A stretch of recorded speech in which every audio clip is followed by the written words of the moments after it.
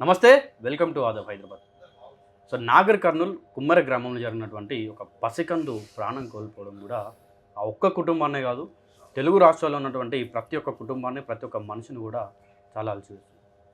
So దీనికి మన రాష్ట్రంలో ఉన్నటువంటి బీసీ సంఘాలు అవ్వచ్చు, బీసీ సంఘాల పెద్దలు అవ్వచ్చు, బీసీ ప్రజలు అవ్వచ్చు, ఎస్సీ ఎస్టీ మైనారిటీ ప్రజలు ప్రతి ఒక్కరు కూడా రెడ్డి సర్కార్ వచ్చిన తర్వాత రేవంత్ రెడ్డి అవ్వచ్చు, ఇంకా మినిస్టర్లు రెడ్డిలు అవ్వచ్చు, వీళ్ళందరూ కూడా రెడ్డిలు ఉన్నారు.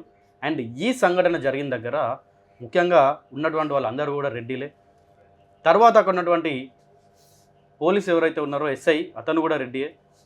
సో ఇట్లా అందరూ రెడ్డిలు అయ్యి ఒక బడుగు బలహీన వర్గాలకు చెందినటువంటి వాళ్ళిద్దరు అంటే ఒకరు చాకలి వాళ్ళు ఉన్నారు, ఇంకొక వాళ్ళ అమ్మాయి ఏమో ఎస్సీ అమ్మాయి, లవ్ మ్యారేజ్ చేస్తున్నారు వాళ్ళిద్దరు. సో ఇంత అన్యాయానికి, ఈ సంఘటనకి దిగజారాలు వీళ్ళందరూ కూడా. సో ఈ అంశం గురించి మాట్లాడదాం. మనతో పాటు దుర్గయ్య గౌడ్ అన్న ఉన్నారు, మాట్లాడదాం. అన్న నమస్తే. అన్న నమస్తే. సో ఏం చెప్తారన్న ముందు, అంటే ఒక 2 నెలల పసికందు ప్రాణాలు కోల్పోయింది ఆ కుటుంబం, ఏం చెప్తారు ఫస్ట్? నమస్తే. ఎస్ దుర్గయ్య గౌడ్, బీసీ సమాఖ్య రాష్ట్ర అధ్యక్షులు, BC political front vice chairman. ముందుగా బహుజనవాదాన్ని ప్రజల్లోకి తీసుకెళ్తూ ఎప్పటికప్పుడు బహుజన సామాజిక వర్గాన్ని తప్పలేపుతున్నటువంటి ఆదాబ్ హైదరాబాద్ ఛానల్కి హృదయపూర్వక నమస్కారాలు. ముఖ్యంగా దేవాలయాలకు కానీ, ప్రార్థనా మందిరాలకు కానీ ప్రజలు ఎందుకోసం పోతారు? అక్కడికి పోతే మా యొక్క సమస్యలు పరిష్కారం కావాలని, మేము మొక్కిన మొక్కులకు కనీసం ఆ దేవుడు కనికరించాలని, మా పిల్ల పాపలను సక్కంగా చూడాలని రకరకాల కోరికలతోటి పోతారు. కోరికలతో పోయినటువంటి ప్రజలకు అక్కడ ఉన్నటువంటి కార్యవర్గం ఏం చేయాలి? ప్రశాంతమైనటువంటి వాతావరణం కల్పించేసి, వచ్చినటువంటి భక్తులకు సకల సౌకర్యాలు ఏర్పాటు చేసేసి, వచ్చిన ప్రతి ఒక్క భక్తుడికి దర్శన భాగ్యం కలిగించి తీర్థప్రసాదాలు ఇచ్చి పంపించాల్సినటువంటిది కార్యవర్గ పని. కానీ ఇక్కడ ఆ కార్యవర్గమే ఏదైతే కార్యవర్గము చేయాల్సినటువంటి దాన్ని పక్కన పెట్టి, ఆ కార్యవర్గంలో ఉన్నటువంటి సభ్యులు దైవ దర్శనానికి వెళ్ళినటువంటి అమాయకులైనటువంటి పేద మధ్య తరగతి కుటుంబము, కేవలం ఒక రజక సామాజిక వర్గానికి చెందినటువంటి వ్యక్తి, ఈ గణేష్ అనేటువంటి వ్యక్తి, ఒక చంద్రకళ, ఒక ఎస్సీ సామాజిక వర్గం చెందినటువంటి ఒక దళిత మహిళ, వీళ్లకు 2 నెలల కింద పుట్టినటువంటి ఒక పసికందు, వాళ్ళ తోటి ఇంకో ఆడకూతురు చంద్రకళ. కేవలము ఆ లైన్లో నిలబడ్డప్పుడు వాళ్ళు ఒక రసీదు అడిగినటువంటి పాపానికి, మీరు మమ్మల్ని రసీదు అడిగేటువంటి స్థాయా, ఏమనుకుంటారు మేము అంటే అనుకొని వాళ్ళని విపరీతమైనటువంటి దుర్భాషలు ఆడితే తన భర్త దానికి స్పందించి ఇదేం మాటలు, ఇదేం రకము, మీ ఇంట్లో ఉన్నటువంటి ఆడవాళ్ళను ఇదే రకంగా దూషిస్తే మీరు ఊరుకుంటారా అని అన్నటువంటి దానికి అక్కడ ఉన్న సర్పంచ్, ఎవరు, తుకారం రెడ్డి సర్పంచ్, మదమెక్కిన శ్రీనివాస్ రెడ్డి, వానికి తోడున్నటువంటి ఇంకోటి మధురెడ్డి, అదేవిధంగా సతీష్ రెడ్డి, వీళ్ళందరూ కూడా బలుకొని ఇంకా ముగ్గునలు పిలిపించుకొని ఆ కుటుంబం మీద విచక్షణారహితంగా దాడి చేయడం కాకుండా పక్కనున్న ఒక టెంకాయ రూమ్లో బంధించి పశువులను బాదినట్టు బాదుతుంటే చెలించినటువంటి ఆ ఆడకూతురు దిక్కులేని పరిస్థితిలో తన బిడ్డ ముఖమైనా చూసేసి ఈ దాడిని ఆపుతారేమన్నటువంటి ఉద్దేశంతో ఆ 2 నెలల పసిపాపను వాళ్ళ కాళ్ళ దగ్గర పెట్టి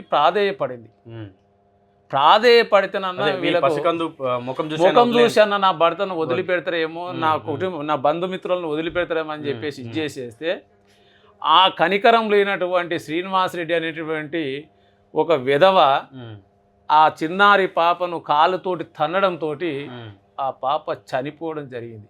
చనిపోయినటువంటి పాప దాచిపెట్టి 18 నాడు సంఘటన జరిగితే దాన్ని దాచిపెట్టి పోలీసు వ్యవస్థ అక్కడ ఉన్నటువంటి నాయకులందరూ కూడా దీన్ని బయటికి రాకుండా చేసేస్తే మా ధర్మ సమాజ్ పార్టీ అధినేత విశారదన్ మహారాజు గారు మొన్న సాయంత్రం అక్కడికి వెళ్ళి అర్ధరాత్రి వరకు అక్కడ ఉండి నాగర్ కర్నూల్లో దీన్ని వెలుగులోకి తీసుకొచ్చే వరకు ఈ తెలంగాణ రాష్ట్రంలో ఎవ్వరికీ తెలియనటువంటి విషయం. వచ్చిన తర్వాత కూడా మరి కేసు పెట్టాల్సినటువంటి ఎవరైతే ఈ కార్యక్రమానికి ఈ దౌష్టికానికి పాల్పడినటువంటి శ్రీనివాసరెడ్డి మీద కానీ అదేవిధంగా సర్పంచ్ ఈ ఉన్నటువంటి తుకారం రెడ్డి మీద కానీ వీళ్ళ మీద కేసులు పెట్టమని చెప్పితే వాళ్ళ మీద కేసులు పెట్టకుండా పైగా వీళ్ళ మీద దాడికి గురైనటువంటి బాధితుల మీదనే కేసులు పెట్టేసి వీళ్ళు తిట్టడంతో వాళ్ళు కొట్టిరు అనేటువంటి రామరాన్ని తీసుకొచ్చి నేటి వరకు కూడా వాళ్ళ మీద కేసులు పెట్టినటువంటి పరిస్థితి లేదు. ఒకసారి ఆ ఆ పరిష్కారం మనం చూస్తూ ఉంటే ఒకసారి చూడొచ్చు. ఆ తల్లి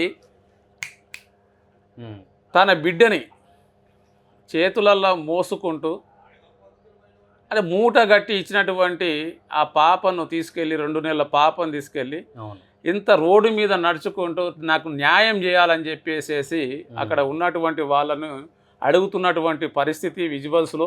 అదేవిధంగా అతని భర్తను రూమ్లో వేసి కొట్టినటువంటి సంఘటన కూడా దీని మీద స్పష్టంగా కనపడతాం. ఇంత స్పష్టంగా కనపడుతున్నప్పటికీ ఇంత విచారకమైనటువంటి అంటే సభ్య సమాజం ఈరోజు తెలంగాణలో ఉన్నటువంటి సభ్య సమాజం తలదించుకునేలా వీళ్ళు చేసినటువంటి దమనకాండకు ఈ రాష్ట్ర ప్రభుత్వం, రాష్ట్ర ముఖ్యమంత్రి కానీ రాష్ట్ర మంత్రులు కానీ అక్కడ ఉన్నటువంటి ఎమ్మెల్యే రాజేష్ రెడ్డి నేటి వరకు కూడా ఈ స్పందన మీద స్పందించలేదు, ఈ కార్యక్రమం మీద స్పందించలేదు. అంటే నువ్వు ఎన్నికలో భాగంగా ప్రజల వద్దకు వెళ్ళేసి ఓట్లు అడిగినప్పుడు అక్క, చెల్లి, తమ్మి, అన్న, బావ, బామ్మార్ది అని చెప్పేసి ఒంటి మీద చేతులేసి భుజాల మీద చేతులేసేసి వాళ్ళ ముద్దాడి వాళ్ళ ముడ్లు అడిగినప్పుడు లేనటువంటి కులము ఈరోజు ఎందుకు వచ్చింది? ఈ కుల అహంకారంతో వాళ్ళను కేవలం ఏదో ఒక చిన్న సందర్భాన్ని పట్టుకొని అభం శుభం ఎరగనటువంటి పసిపాప మీద మీరు ప్రతాపం చూపించేసి ఆ పాప చావుకు కారణమయ్యే ఈరోజు అలాంటి వ్యక్తుల మీద ఈ రాష్ట్ర ముఖ్యమంత్రి స్వయాన హోమ్ మినిస్టర్ అయినప్పటికీ ఎందుకు వాళ్ళ మీద చర్యలు తీసుకోవడం లేదు? ఎందుకు వాళ్ళ మీద చట్టపరంగా న్యాయపరంగా వాళ్ళని శిక్షించడం లేదు? ఎందుకు ఇంకా కాలయాపన చేస్తూ ఉన్నారు అనేటువంటిది ఈరోజు యావత్ తెలంగాణ ప్రజలు కూడా చూస్తున్నటువంటి పరిస్థితి. ఇంత దుర్మార్గంగా చేస్తున్నప్పటికీ కూడా ఇప్పటి వరకు కూడా ఇంచకుండా మళ్ళీ పోలీసు వ్యవస్థతోటి ఈరోజు బీసీ సంఘాలు వచ్చినా, ఎస్సీ సంఘాలు వచ్చినా, ఎస్టీ సంఘాలు వచ్చినా 144 సెక్షన్ పెడతాం, అరెస్టు చేస్తామంటే ముఖ్యమంత్రి గారు అరెస్టులకు భయపడేటటువంటిది తెలంగాణ గడ్డ కాదు. ఈ తెలంగాణ గడ్డ మీద తెలంగాణ రైతాంగ పోరాటాలైనాయి, సాయుధ పోరాటాలైనాయి, భూమి భుక్తి విముక్తి పోరాటాలైనాయి. అదేవిధంగా తెలంగాణ రాష్ట్ర సాధన కోసం 1200 మంది విద్యార్థులు బలిదానం చేసినారు. అట్లాంటి చరిత్ర ఈరోజు తెలంగాణ రాష్ట్రంలో సర్దార్ సర్వాయి పాపన్న, కొండా లక్ష్మణ్ బాపూజీ, అదేవిధంగా ప్రొఫెసర్ జయశంకర్ సార్, అదేవిధంగా చాకలైలమ్మ, దొడ్డు కొమరయ్య, కొమరం భీము ఎంతోమంది బహుజనుల కోసము పోరాటం చేసేసి మరి వీరులైనటువంటి ఈ గడ్డ మీద ఇంకా ఆనాటి అరాచక పాలన ఈరోజు మీరు ముఖ్యమంత్రి అయిన తర్వాత ఒక్క సంఘటన మీ దృష్టికి తీసుకురావట్లేదు. ఈరోజు మీరు ముఖ్యమంత్రి అయిన తర్వాత 10ల సంఖ్యలో సంఘటనలు జరిగినాయి తెలంగాణ ప్రాంతంలో. మీరు హోమ్ మినిస్టర్ ఉండగా ఇవి జరుగుతూ ఉన్నాయి. అంటే కారణం ఏంది? దీనికి కారణం ఎవరు? ఇక్కడ ఉన్నటువంటి నిజామాబాద్ జిల్లాలో తాళరాంపూర్ అనే గ్రామంలో గత 3 నెలల కిందనే రామాలయంలోకి గౌడ్లు ప్రవేశిస్తే దాన్ని కూడా వ్యతిరేకించి వాళ్ళని కూడా బంధించి దుర్భాషలాడినటువంటి పరిస్థితి ఆ రోజు. తర్వాత ఇక నల్గొండ జిల్లాలో కైలాస నేతకు డీసీసీ అధ్యక్షుడు ఇచ్చేస్తే కోమటిరెడ్డి దుర్భాషలాడినటువంటి పరిస్థితి. అక్కడ ఉన్నట్టు సర్పంచ్ని ఎత్తుకపోయి ఎలక్షన్ టైంలో నానా హింసలకు గురి చేసి మూత్రం జాయించినటువంటి పరిస్థితి.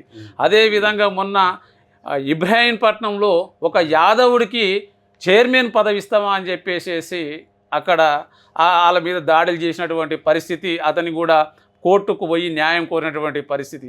అదేవిధంగా జనగామలో ఒక మహిళ అయితే ఏకంగా ఇది ఒక్కసారి గెలిచినటువంటి మహిళని బీసీల మీద మరి అక్కడ పెత్తనం చేసినటువంటి పరిస్థితి. కల్వకుర్తి నియోజకవర్గం ఆమనగల్లో అత్యధికంగా బహుజనులు గెలిచినప్పటికీ కూడా ఒక వైశ్య సామాజిక వర్గానికి చైర్మన్ దక్కలేదని చెప్పేసి అక్కడ ఏదైతే ఎస్టీ సామాజిక వర్గానికి చెందినటువంటి అభ్యర్థికి చైర్మన్ ఇచ్చారని చెప్పేసి అతని ఇంటి మీద దాడి చేసినటువంటి పరిస్థితి, కొట్టినటువంటి పరిస్థితి. ఈరోజు చూస్తూ ఉంటే ఈ కుమ్మెర గ్రామంలో ఒక ప్రాణాన్ని బలి తీసుకున్నటువంటి పరిస్థితి. ఇట్లా రాష్ట్రములో కుల వివక్షత ఈ విధంగా కొనసాగుతూ ఉంటే నేను ప్రజాపాలన అని చెప్పేసి, నేను బహుజనవాదిని అని చెప్పేసి, నేను ఉండంగా ఏ బహుజన బిడ్డకు కానీ ఎవరికి కూడా అన్యాయం జరగదు, ఒకవేళ జరిగితే దాన్ని నేను ఉక్కుపాదంతో నొక్కేస్తని చెప్తా ఉన్నారు కదా. మరి ఇలాంటి కార్యాచరణ జరుగుతూ ఉంటే మీరు ఇప్పటి వరకు ఏం తీసుకున్నారు? డీజీపీకి ఏమి ఇచ్చారు? మీరు డైరెక్షన్స్ ఇచ్చారు. అక్కడ ఉన్న డిఎస్పీకి, జిల్లా కలెక్టరు, ఇప్పటి వరకు జిల్లా కలెక్టరు, డిఎస్పీ, ఎస్పీలు, అక్కడ ఉన్నటువంటి మీ స్థానిక, నీ పార్టీ స్థానిక ఎమ్మెల్యే రాజేష్ రెడ్డి ఇప్పటి వరకు అక్కడ వాళ్ళని పరామర్శించకుండా, నిన్న నేను కొంతమందికి ఫోన్ చేస్తే మా ఎమ్మెల్యే వెళ్ళొద్దు అన్నాడు, వెళ్తే మీ మీద చర్యలు తీసుకుంటామని చెప్పేసి హుకుం జారీ చేసినటువంటి పరిస్థితి ఈరోజు కుమ్మెర గ్రామంలో నాగర్ కర్నూలు జిల్లాలో ఉంది. అంటే ఒక రకంగా ముఖ్యమంత్రి గారు గ్రేట్గా చెప్తా ఉంటారు కొన్ని సందర్భాల్లో.